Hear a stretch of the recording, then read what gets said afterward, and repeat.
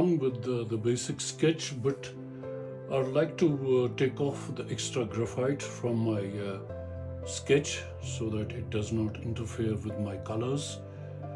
And in my hand is a needle piece of eraser. It does take off extra graphite.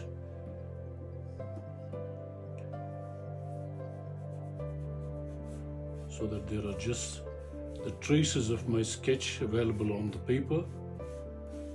It does not interfere with my pigment, the washes I will be going in for. So this is it. And I'll be coming to this point now. This is my reference pic.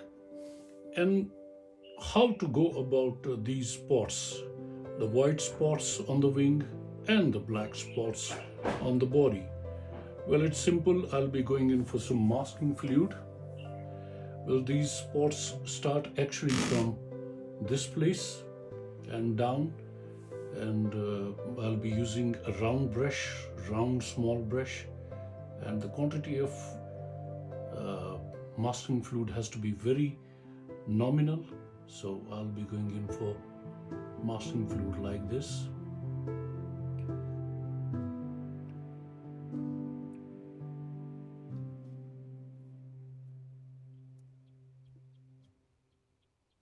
Well, that's it, and the brush used has to be cleaned forthright with, because it otherwise will damage the bristles. Well, that's it, and I would like masking fluid to dry up before I can go in for the next wash of colors. Now the time to wet the surface in those areas where I want to apply the paint, and this is it. Leaving the eye of the bird as it is. Care is to be taken that water should not flow, plain water should not flow in those places. Now it's the time of applying the color, and for that I'll be using a brush which has a lot of water holding capacity, but at the same time the color can be controlled. Color can be controlled, and this is what I'm talking about. A natural flow of color.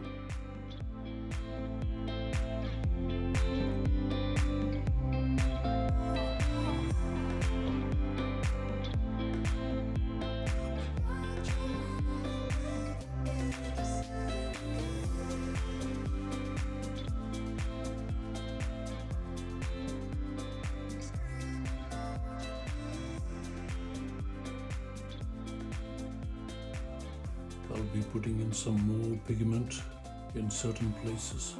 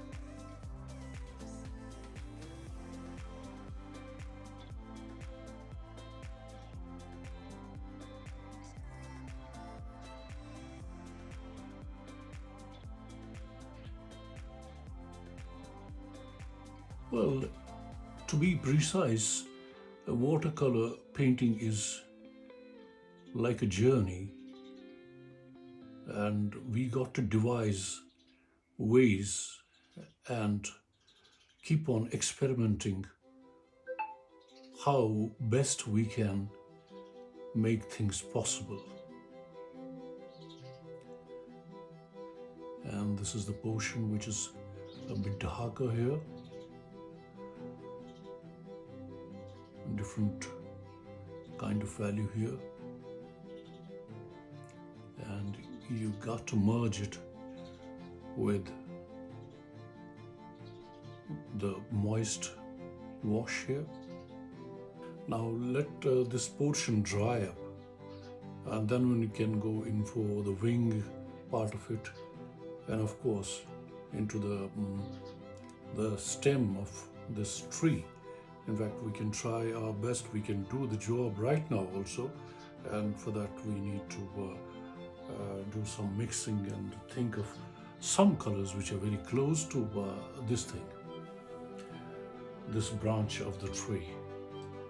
And clearly raw umber is the actual color that we can play with, and maybe just a little of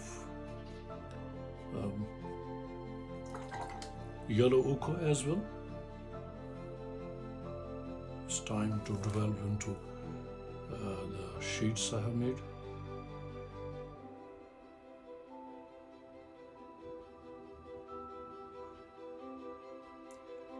The moment it will dry up, it's going to be very light.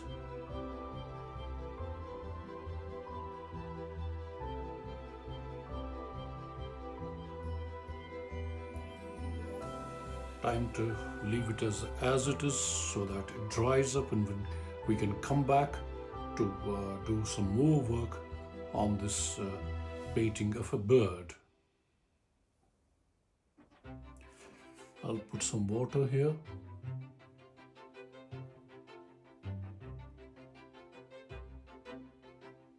On the wing, and beneath, if you remember, I have applied some masking fluid as well. It's time for me to go in for this black. In fact, Persian blue plus black, and I have got to go very cautiously and work it out downwards. And you can already see it does not stay in the places I have applied masking fluid, and it's giving me a kind of a texture. This is it.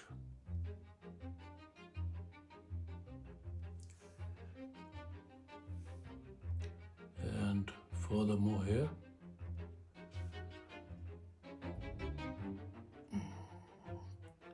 very carefully not to cross the boundaries.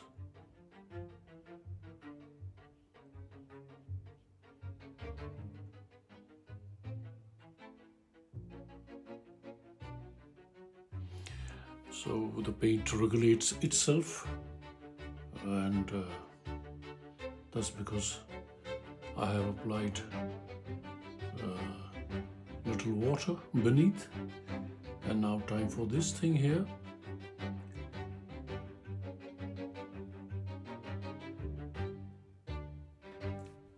And the tail coming out here.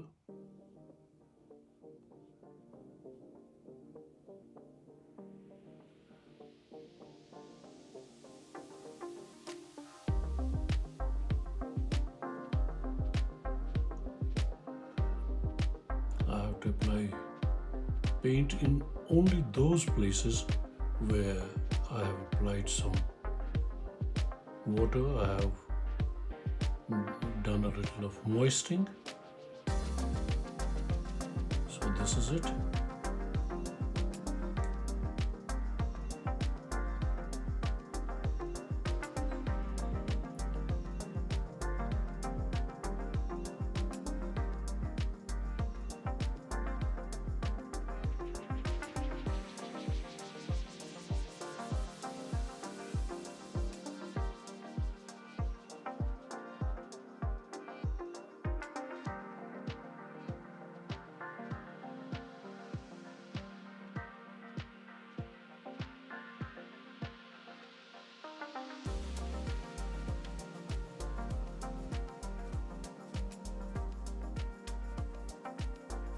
as little of paint as possible.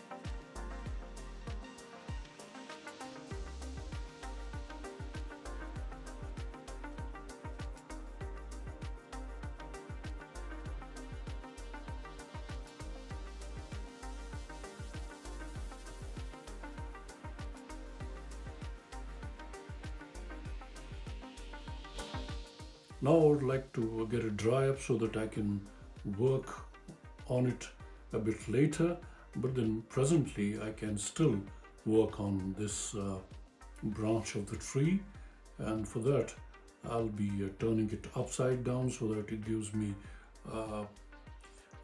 flexibility of using gravity, and so that I can create this transition of dark value going to lighter value. But of course, we have to take care that we don't mess up with the pigment or the color which is still wet here. We need to be very cautious while working on this branch of tree. And steadily try to mix these colors.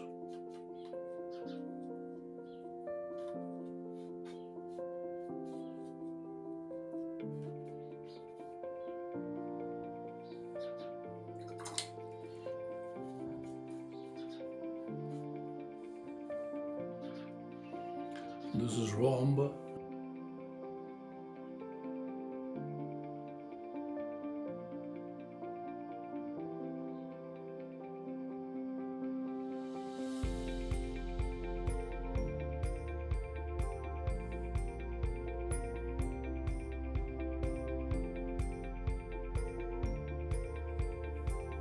Now I would like to get it dry up so that I can work on it a bit later, but then presently I can still work on this branch of the tree, and for that I'll be turning it upside down so that it gives me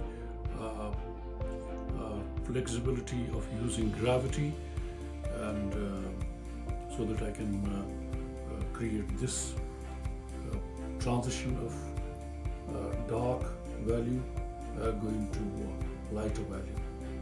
But of course, we have to take care that we don't mess up with the pigment or the color which is still wet here. We need to be very cautious while working on this branch of tree.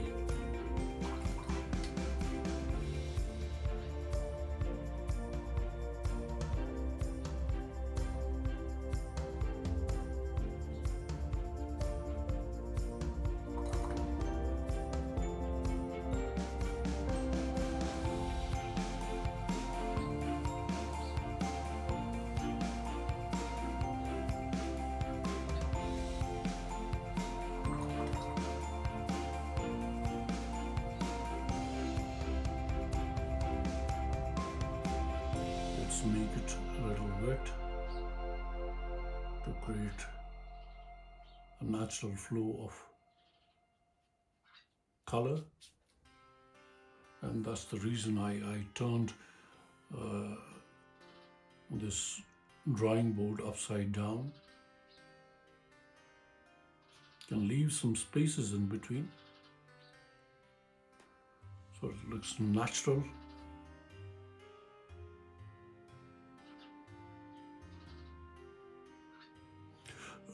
A little hair, plain water.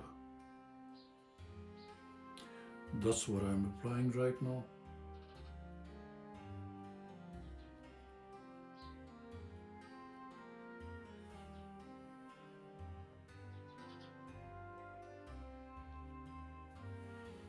Now I need to apply the paint itself, but very steadily. Going for raw umber first of all, put it here.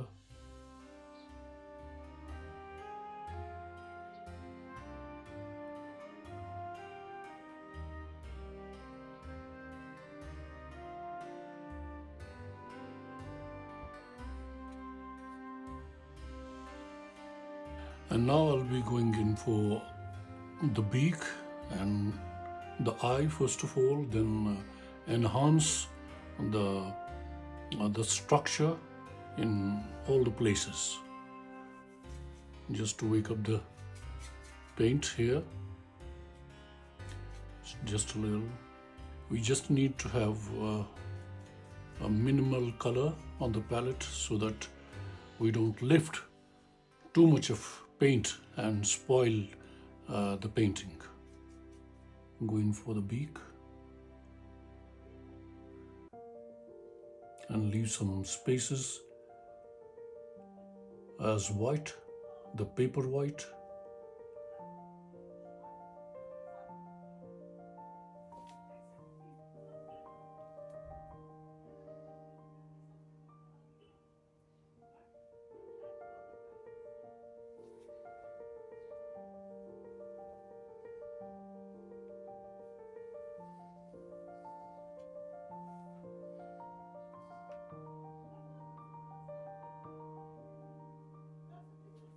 So once again, the liner brush for the eye.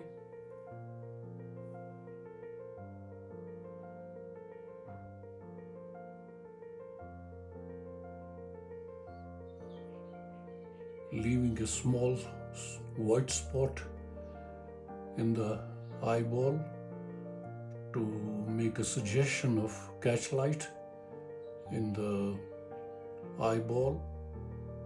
I added a little of violet to the red mix here to work on the feathers, going for the darker values in the places where we have dark feather.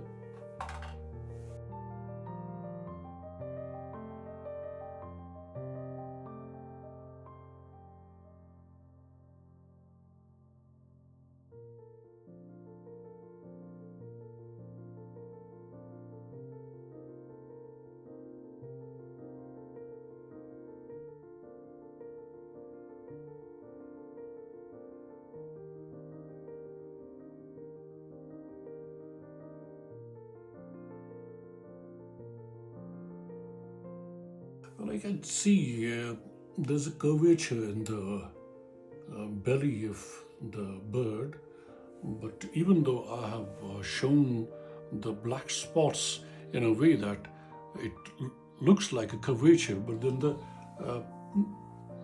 direction of sunlight is somewhere from the top or from this side, then the belly will be a little darker here.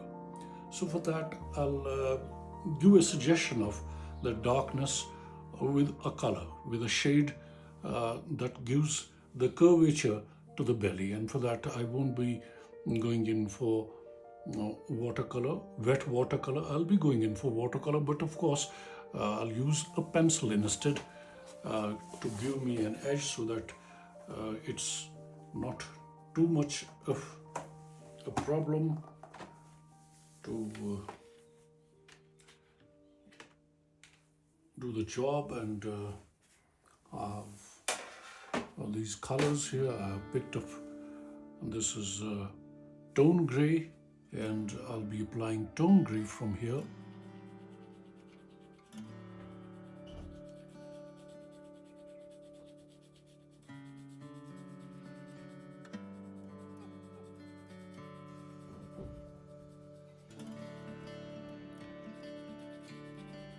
Maybe it doesn't look visible as it is as of now, but then when I wet it with a brush, then since it's watercolor, it's water soluble, so it will be bright and visible.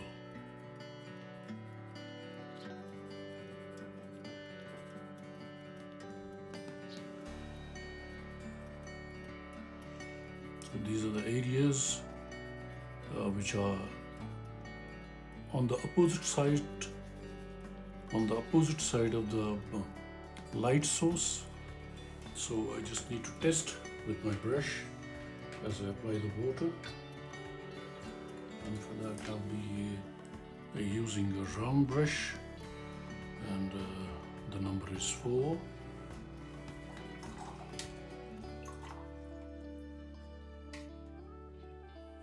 Just to make it moist, just a little.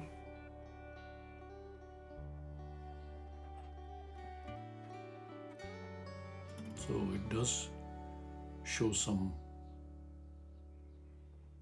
but care is to be taken not to mess up with these black spots. That's the reason why I applied watercolor pencil.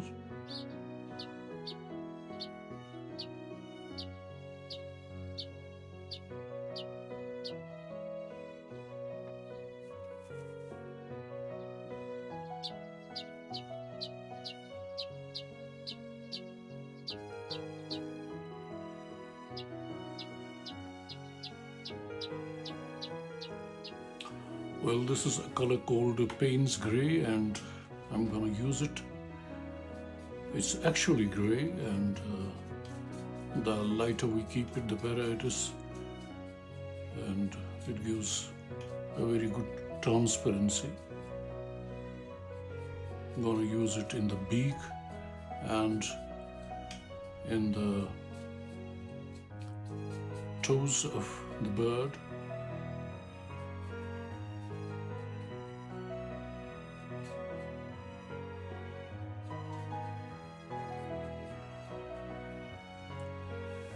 We have to test it on the paper first of all, and it will tell us what's the difference between lamb black and Payne's Gray. So this is Payne's Gray.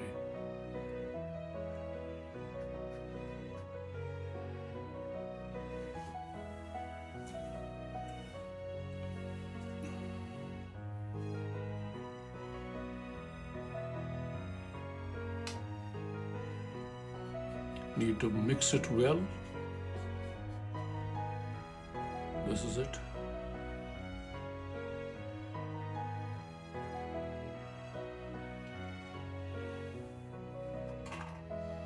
And I'll be using one of my rigger brushes.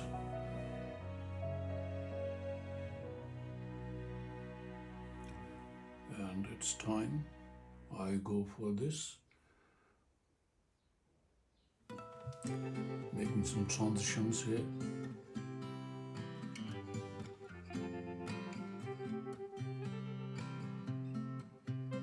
Very steadily and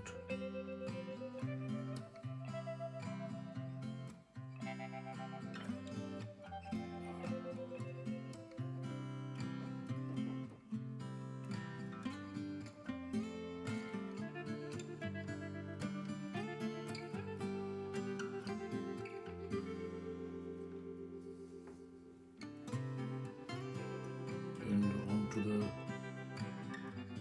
these feet or toes, whatever we call them.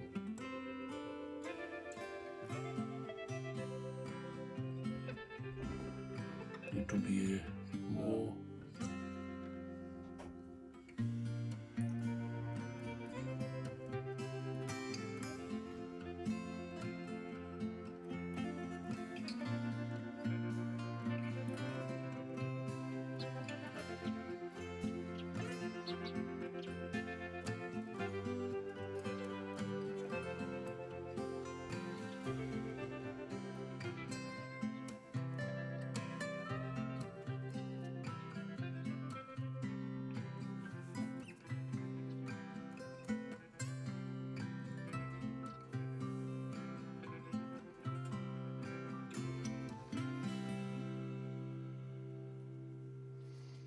just to test whether the paper is wet, damp or dry. And if it's dry, then we're going to move with the next step. And let's go for the beak now. Once again,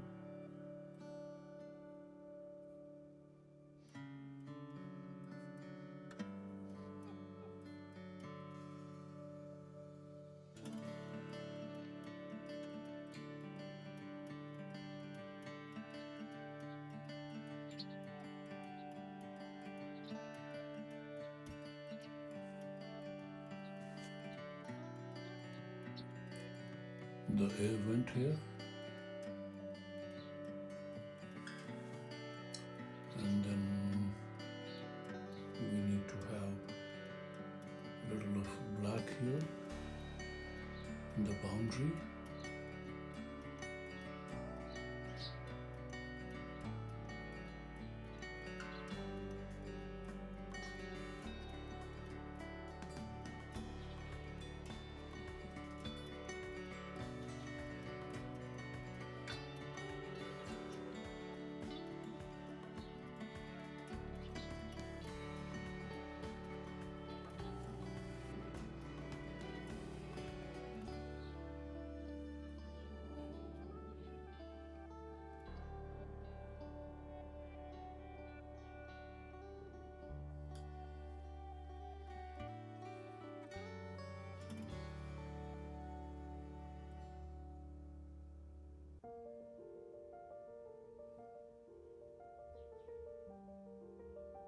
Well, now since everything is dried up, I need to take off the masking fluid that I had applied initially, and let's see how it comes off. Yeah, this is the effect. It's coming off nicely and bluntly beginning to show the white of paper and ultimately showing the whiteness.